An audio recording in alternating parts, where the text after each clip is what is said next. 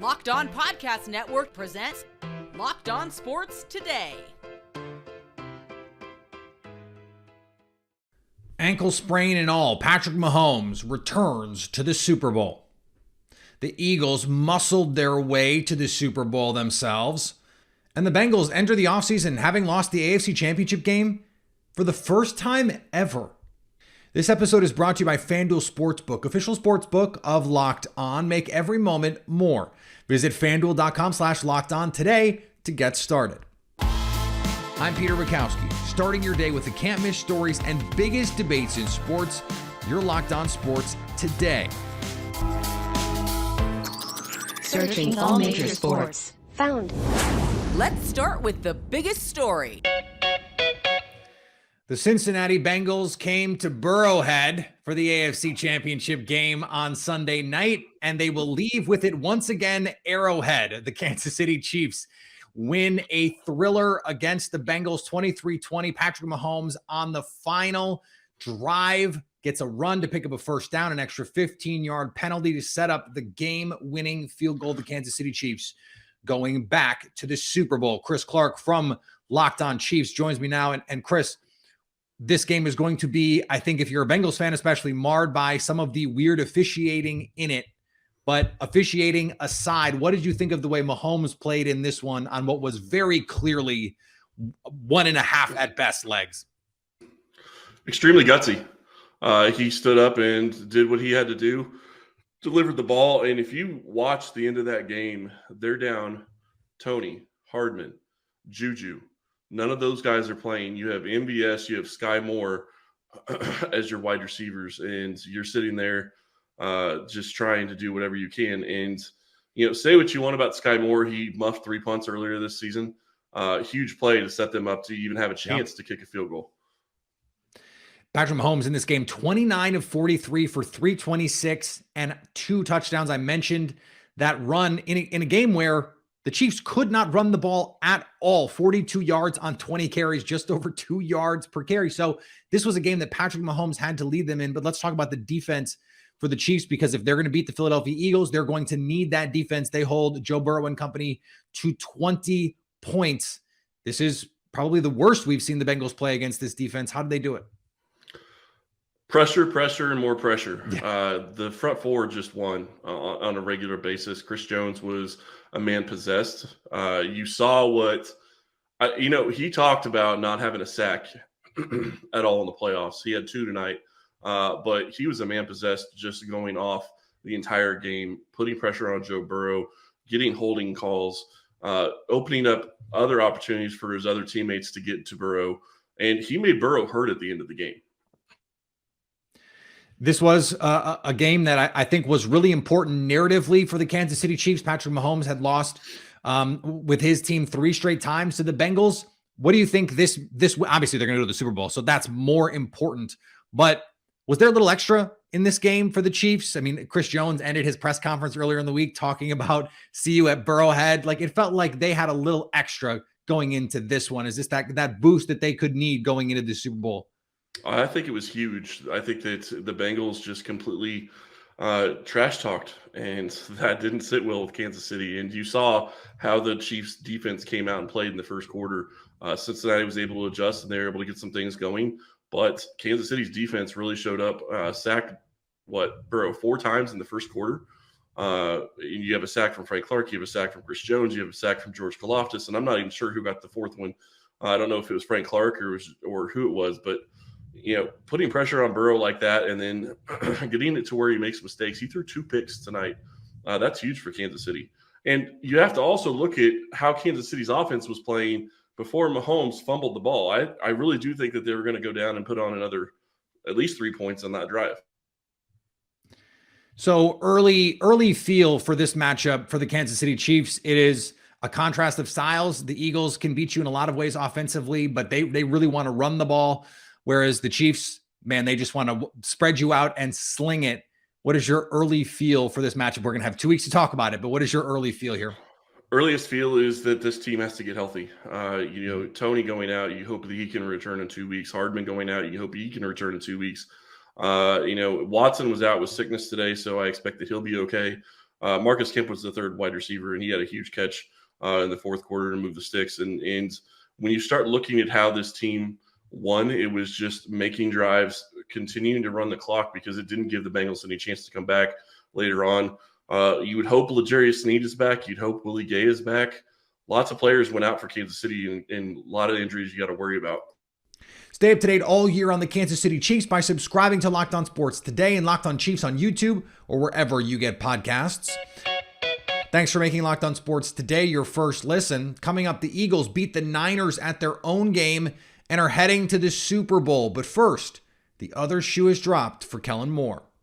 We're really excited about our new sports betting partner for Locked On because they're the #1 sports book in America, FanDuel.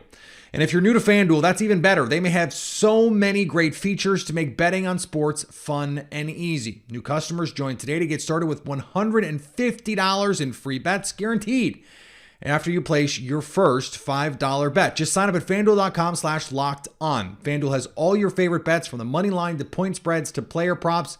The OKC Thunder have won 4 of their last 6 games and host the Golden State Warriors. FanDuel has the Thunder 3.5-point dogs. Don't miss out. Place your first $5 bet to get $150 in free bets, win or lose, at FanDuel.com/LockedOn. Make every moment more with FanDuel, official sportsbook of the NFL. Kellen Moore is out in Dallas. Moore was let go after 4 years of coaching the Cowboys offense. His final game is what left a bad taste in Cowboys fans' mouths as they couldn't muster any sort of scoring in critical situations against the Niners. Moore led the Cowboys to a top 10 offensive ranking in 3 of his 4 years, though, and was even a finalist for the Dolphins' head coaching job last offseason. He'll land on his feet, but the question now becomes who calls plays in Dallas?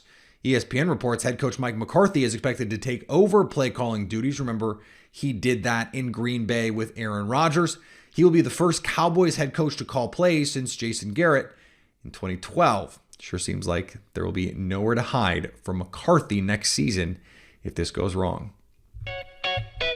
Former Georgia quarterback Stetson Bennett was arrested for public intoxication in Dallas on Sunday morning. The charge is characterized as a misdemeanor. The spokesperson for the Dallas Police Department said officers responded to a report of a man banging on doors at 7:10 a.m. Bennett left the city detention center shortly after being taken there on Sunday morning. We'll see how he scores on the Wonderlic in a couple weeks. The NBA Referees Association tweeted on Sunday that they made a mistake that is, quote, gut-wrenching at the end of Lakers Celtics that could have swung the game a different direction. As LeBron James attempted a game-tying layup, he appeared to be fouled by Jason Tatum. No whistle was blown. The Referees Association admitted that a foul should have been called on Tatum, and James should have had a chance at the line for 2 shots. Do we like this? Are we really happy when someone says, our bad, this should have been different? I'm pretty sure if NFL referees said that to Bengals fans, no one would be happy. But Patrick Beverley took a camera from the sideline and showed the official it was, in fact, a foul. And then he got teed up for it. Speaking of the association, the New Orleans Pelicans really need to get healthy. Their season feels like it's teetering a bit after they lost their 8th straight game. Make it 8 losses in a row for the New Orleans Pelicans, and is their season teetering on the brink? I'm Jake Madison, host of Locked On Pelicans. After being first in the Western Conference at one point this season, the Pelicans have dropped to 8th. And when you look at their upcoming schedule, it's tough to find their next win. So is the season collapsing? No. Absolutely not. There just isn't much you can do when you're dealing with injuries to the top 2 guys on any team. Zion is still out and likely will be through the All-Star break. Brandon Ingram just returned from injury and looks rusty, isn't playing the second night of a back-to-back. Throw in giving CJ McCollum a rest day, and yeah, the Pelicans were going to lose to the Bucks. But remember, this team, when healthy, looks like a conference finalist, a top 5 offense, a top 5 defense. Admittedly, that's a big if, but it's worth keeping in mind when considering if the Pelicans need to make a panicky type of trade at the NBA's trade deadline. Hard to blame them much. Giannis scores 50. You're probably going to lose. The Memphis Grizzlies were hungry for a win at home after flailing on their West Coast trip and got a dub against the Indiana Pacers. Until the Grizzlies played the Indiana Pacers on Sunday night, John Morant had not logged 42 minutes in a game this season. Jaren Jackson Jr.'s largest minutes played per game in this season was 33, but with 38, he crushes that mark. Do you think the Memphis Grizzlies wanted this one? I do think so. I'm Joe Mullinax of Locked On Grizzlies, and it was a 5-game losing streak. 0-5 on the West Coast and Minnesota swing for Memphis. A couple of games that were competitive, a couple that were less competitive than perhaps they should be. It was a rough road trip, but a little home cooking helped the Grizzlies eventually get things going. They were down by as many as 19 to the Indiana Pacers. Credit to the Pacers for taking advantage of Memphis' poor shooting early on, but as the Grizzlies found their stroke and got into a rhythm at home with the fans in FedEx Forum on their side, it was Jaren Jackson Jr. and John Morant, the Grizzlies' two best players, having massive performances helping get Memphis over the hump and off of the losing skid. And on the ice, it's not just the Boston Bruins have lost 3 in a row. There's more to it than that. All right, it's official. The Boston Bruins are on a losing streak, having lost their 3rd game in a row here on Sunday to the Carolina Hurricanes. This comes after a Saturday night's overtime loss to the Florida Panthers, where they blew a last-minute lead, and a game a few nights ago against the Tampa Bay Lightning. Now, under normal circumstances, a 3-game losing streak is typically pretty normal for any team in the regular season. These losses are a bit more magnified, seeing as how good Boston has been up to this point and against some opponents that they could very well play in the postseason. They'll have a couple days to regroup before playing their final game before the All-Star game, which will be Wednesday night in Toronto. Surely another tough test for the Black and Gold. The Philadelphia Eagles are going back to the Super Bowl, this time with Jalen Hurts. It's a new coach and a new quarterback just 5 years after they wrote a backup and Doug Peterson to the Super Bowl. A remarkable turnaround. They beat the 49ers 31-7 in a game that wasn't even really that close. Gino Camilleri from Locked On Eagles joins me now. And Gino, let's start with that part of this, because this was a game that Philadelphia really dominated from start to finish, but Brock Purdy goes out after that early fumble. Josh Johnson plays a good portion of this game before Brock Purdy, who basically can't do anything in the passing game, comes back in. How much does the quarterback situation and that injury affect the way that you view a win like this? A win's a win, just like everybody else discounting the Philadelphia Eagles wins all season long. And it's just another long line of excuses that are just getting thrown out there, when in reality, if you look at what the Eagles did today, they dominated in the trenches. They took care of the football. They didn't take timely penalties. They were able to get off the field on 3rd down when they were on defense. They were able to stay on the field on 3rd down and 4th down situations.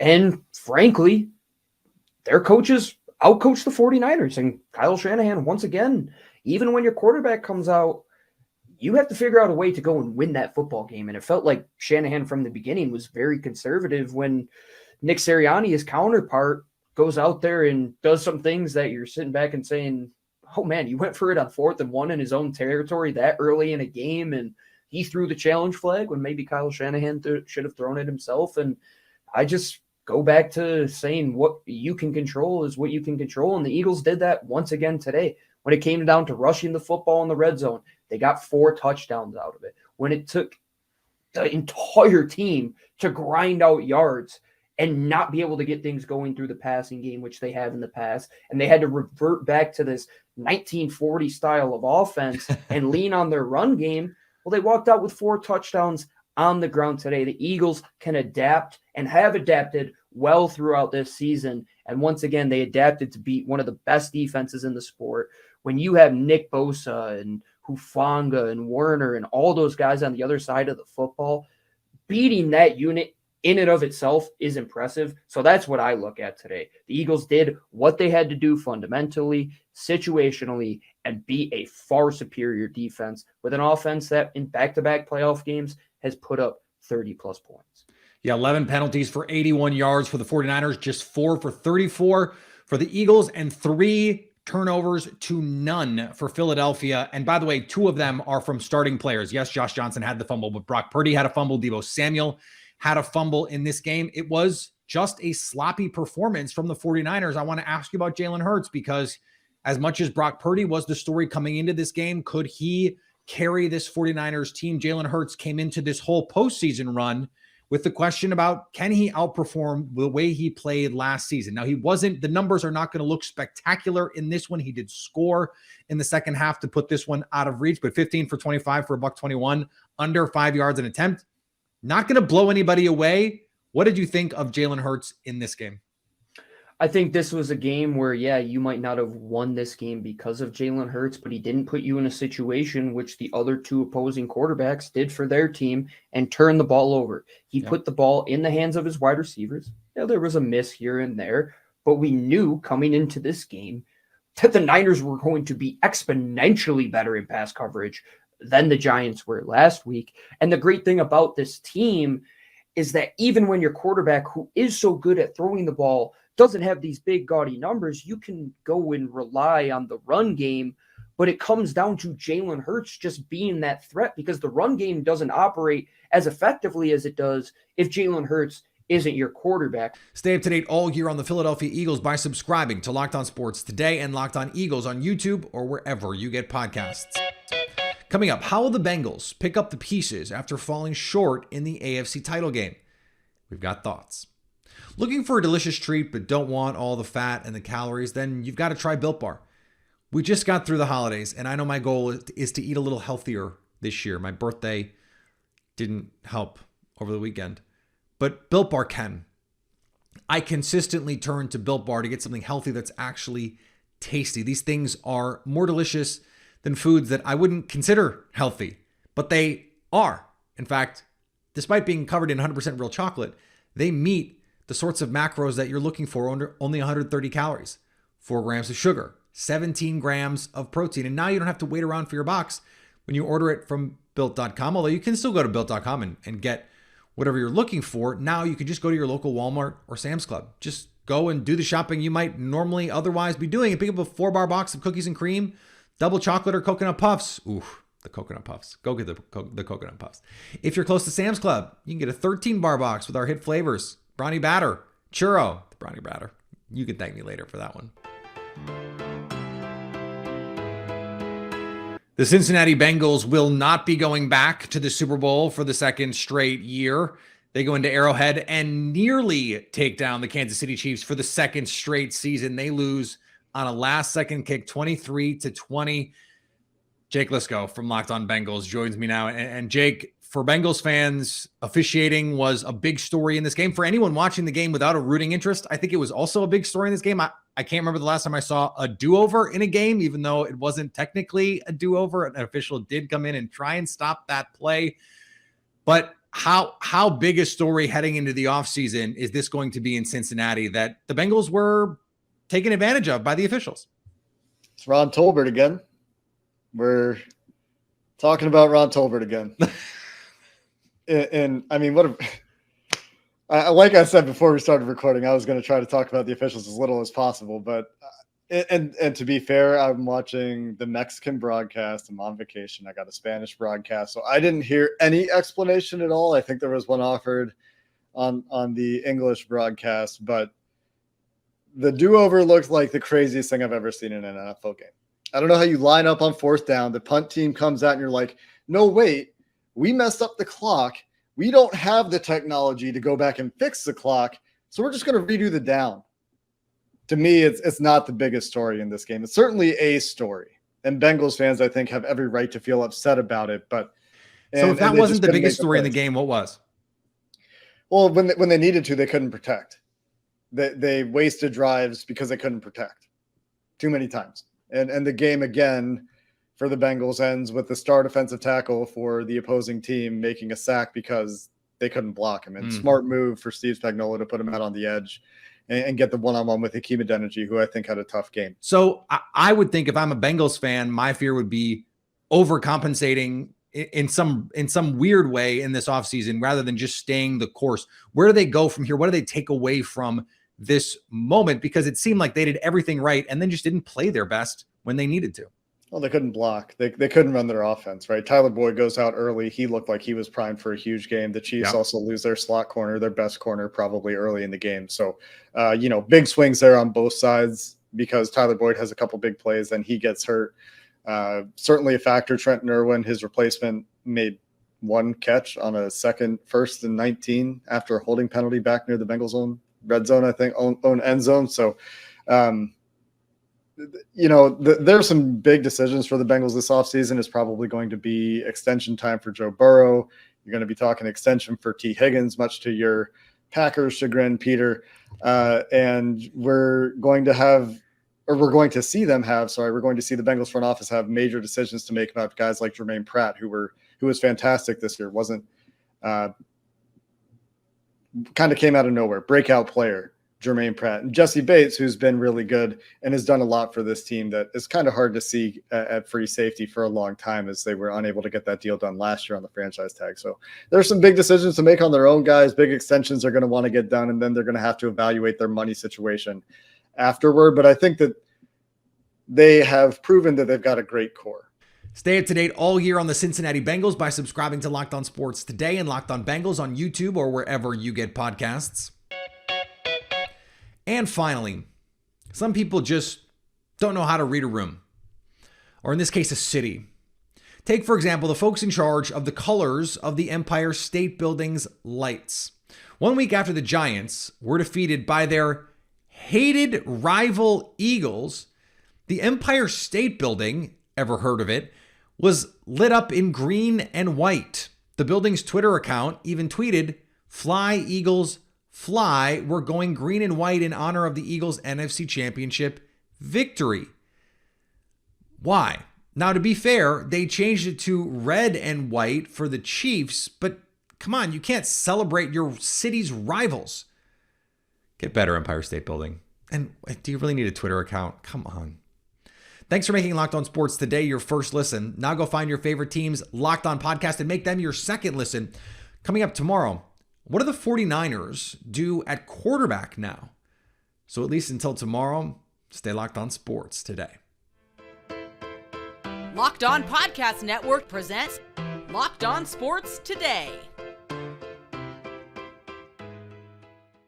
For more episodes of Locked On Sports Today, go to our video on demand. Click on sports at the top of your screen. There, you'll find past episodes of Locked On Sports Today, plus other Locked On shows on demand.